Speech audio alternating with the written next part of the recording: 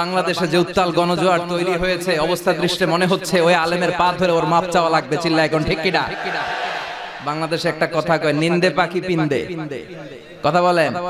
কোন মৌলবাদী দল এখানে ক্ষমতায় আসবে তার কোনো সম্ভাবনা নাই। বাংলাদেশের 52 বছরের ইতিহাসে দেখা গেছে যে কখনোই কোনো মৌলবাদী দল তারা ক্ষমতায় আসতে পারেনি, বরঞ্চ তাদের যে শক্তি, সেই শক্তি দিন দিন ক্ষীয়মান হয়ে এসেছে। আমরা বাংলাদেশের মানুষের আস্থার উপর আস্থা। নাকি চাঁদাবাজি করে, বিএনপি নাকি দখলবাজি করে, বিএনপি নাকি ওই যে কে যেন আজহার নাকি মাজার একজন আছে, আগে ওরা খাইছে এখন এরা খেতে চায় না, কি বলছে না? একদল খাইছে আরেক দল খাওয়ার জন্য রেডি হয়ে আছে। আমরা এরকম চাই না। বিএনপি চাঁদাবাজি করছে, দখলদারি করছে। আরে ভাই, আপনি এসব প্রমাণ করে দেখান যে বিএনপি কোথাও চাঁদাবাজি বা দখলদারি করছে। এটা আপনাদের বানানো একটি খেলা, আমরা এটা বুঝি। নানান জায়গা থেকে কিন্তু বিএনপি নেতা কর্মীদের বিরুদ্ধে প্রচুর কমপ্লেইন আসছে। আমার কাছেই সকাল বিকাল কমপ্লেইন আসছে। বিএনপি নেতা কর্মীদেরকে মাঠ পর্যায়ে কন্ট্রোল করা যাচ্ছে না। চাঁদাবাজির সঙ্গে যুক্ত, জমি দখলের সঙ্গে যুক্ত, টেন্ডারবাজির সঙ্গে যুক্ত। আমার এলাকাতে পথধারী নেতারা কেউ মাটি ভরাট করে নদীর উপরে, জমি দখল করে। আরেক উপজেলায় পথধারী নেতারা মামলা বাণিজ্য করে। তো কন্ট্রোল করা তো যাচ্ছে না। কেন্দ্রে খবর পাঠানো হয়েছে, কেন্দ্র কোনো অ্যাকশন নেয় নাই। ভিডিওটা শেয়ার করেন, অত্যন্ত গুরুত্বপূর্ণ। ভিডিওটা শেয়ার করেন, আপনাদের কাছে আমি অনুরোধ করছি লাইভের শুরুতে ভিডিওটা শেয়ার করেন। এই মাদ্রাসার মাটির প্রয়োজন। আজকে আমরা অনেকদিন ধরে মাটির প্রয়োজন। আমি আমার সামনে মাহফিল আসতেছে, মাটি পালাবো। বিএনপির যারা আছেন, আমরা আপনাদেরকে মহব্বত করি। আপনারা নির্যাতিত একটা দল, আপনাদেরকে মহব্বত করি। আপনারা যে মাঝে মধ্যে বলেন যে কে চাঁদাবাজি করে, তো আপনাদের দলের লোকেরা যদি এইভাবে মাদ্রাসা মসজিদ থেকেও চাঁদাবাজি করে, এটা কি আপনাদের দলের জন্য কোনো কল্যাণ বয়ে আনবে? আমারে বলেন, এটা কি বিএনপির জন্য কোনো কল্যাণ হবে? মাদ্রাসা মসজিদ তো মানুষ মানার কথা। আমার মাদ্রাসাটা আমি যুদ্ধ করে মাদ্রাসা করছি, আজকে আমার মাদ্রাসা মাটি ফালাবো? এখানকার চেয়ারম্যানে তার গুন্ডা বাহিনী দিয়ে আমার মাদ্রাসার মাটি আটকে দিব কেন? আমি বারবার অনুরোধ করছি আমার মাদ্রাসা এটা ছেড়ে দেন। এরপরে এরা বলতেছে এটা চেয়ারম্যানের নির্দেশ, মাটি ছাড়া হবে না। 2টা গাড়ি আমার সকাল থেকে আটকে রাখছে। আমি আমাদেরকে বেতন দিতে হবে না? 2 গাড়ি আমার আটকে রেখে দিছে। কোনো কথা তারা শুনতে রাজি না। টাকা দিব, তারপরে তারা মাটি ছাড়বে। আমার প্রশ্ন হলো, আমি আমার আরেক জায়গা থেকে আমার কিনা মাটি, দানের মাটি আমি যদি মাদ্রাসাত পালাই, এখানে আমি কেন চাঁদা দিব? এখন আমি বাংলাদেশের একটা বড় দলকে বলছি যে আপনাদের এগুলা বিষয়গুলো অবগত থাকা দরকার। আরে ভাই, তুই খাস বিভিন্ন জায়গা থেকে অসুবিধা, একটা মাদ্রাসার থেকে তো আমাদের এই জিনিসগুলো বোঝা দরকার। উনি আমার মাদ্রাসার মাটিটা আটকায় রেখে দিছে। আমি ওনারে ফোন দিছি, আমি ওনারে ফোন দেওয়ার পরে কিন্তু লাইভে আসছে। ওনারে আমি কয়েকবার ফোন দিছি, উনি আমার ফোনটা ধরে বলছে যে তোমার সাথে তো আগেরও কথা হয়েছি, তুমি টাকা পয়সা দিলা না কেন? অথচ আগে একবার মাদ্রাসার মাটি ফালাইতে ওনাকে আমি 20,000 টাকা চাঁদা দিছি। উনার নিজস্ব লোকেরা আমার কাছ থেকে এই চাঁদার টাকা নিছে। আমার কাছে প্রমাণ আছে, ডকুমেন্টস আছে, উনি যে আমার কাছ থেকে চাঁদা নিছে এটার ভিডিও ক্লিপ আমার কাছে আছে। ইসলাম মানুষ শান্তিতে থাকবে, কিন্তু এই ইসলামের কথাকে, এই শান্তির বাণীকে অনেকে সহ্য হয় না। আছে না নাই?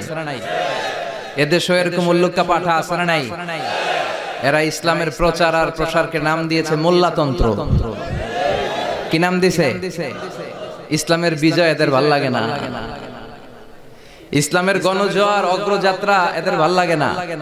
আল্লাহ বলে মুতু বিগাইযিকুম, তোদের রাগ, তোদের ক্রোধ, তোদের আফসোস নিয়ে তোরা মর। ইসলামের তোরা কিচ্ছু করতে পারবি না। চিল্লায় বলেন ঠিক কি না? সংসদে বসে আসরা নাই, ইসলামের নাম দিয়েছে মোল্লাতন্ত্র। এই মোল্লা না থাকলে তোর কানে আজান দেওয়ার কেউ ছিল না। এই মোল্লারা না থাকলে তোর বাবা মার বিয়ে পড়িয়ে তোকে হালাল পন্থায় দুনিয়াতে আনার কেউ ছিল না। এই মোল্লারা না থাকলে জানাজাটা দেওয়ারও তোর শেষকালে কেউ থাকবে না। চিল্লায় বলেন ঠিক কি না?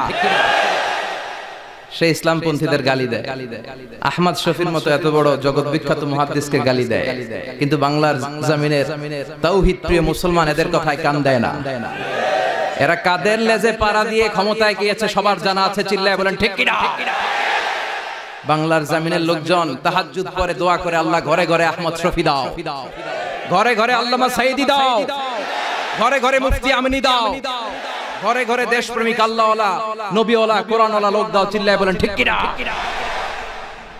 আপনার ইসলাম সহ্য হয় না, আপনার আলেম ওলামা সহ্য হয় না, আপনার কাদিয়ানীদেরকে সহ্য হয়, এটাই প্রমাণ করে আপনি কাদিয়ানীদের দালাল। এই বাংলার জমিন এটা ইসলাম প্রিয়দের জমিন, যে জমিনে আল্লাহু আকবার ধ্বনির সাথে সূর্য উঠে যায়, আল্লাহু আকবার ধ্বনির সাথে সূর্য ডুবে যায়, সে দেশে আর কিছু থাকবে না থাক ইসলাম থাকবেই, আর কিছু থাকবে না থাক কোরআন থাকবেই। এদেরকে প্রশ্রয় দিলে এরা বলে মসজিদ বন্ধ করো, মাদ্রাসা বন্ধ করো, কয়দিন পরে বলবে আজান বন্ধ করো, এরপরে আবদার তুলবে দাড়ি রাখা বন্ধ করো, তারপরে বলবে মুসলমানদের নাম রাখা বন্ধ করে দাও। এজন্য এই আবদার শুনতে মুসলমানরা রাজি নয়, চিল্লায় বলেন ঠিক কিনা? এদেরকে প্রতিহত করতে রাজি আছে মুসলমান? কারা কারা রাজি? দুহাত উঁচু করে আল্লাহর দেখা।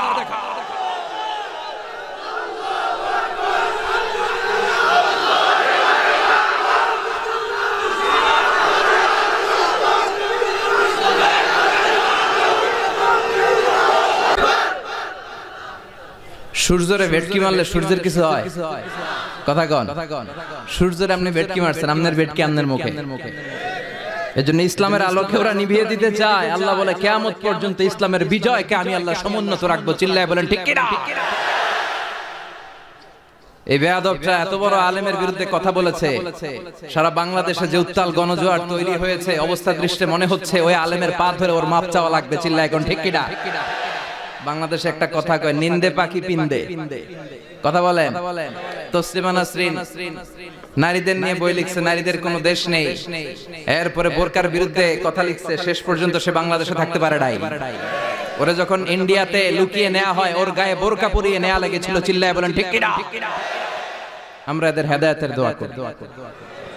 আমরা প্রত্যেকের জন্য হেদায়েতের দোয়া করি প্রথমে। আর যদি হেদায়েত নসিবে না থাকে, কারুন, সাদ্দাদ, নমরুদ আর ফেরাউনের যে দশা হয়েছে, বাংলার জমিনের ইসলাম বিরোধী এই বেহায়াদের ওই দশা আল্লাহ তুমি করে দাও।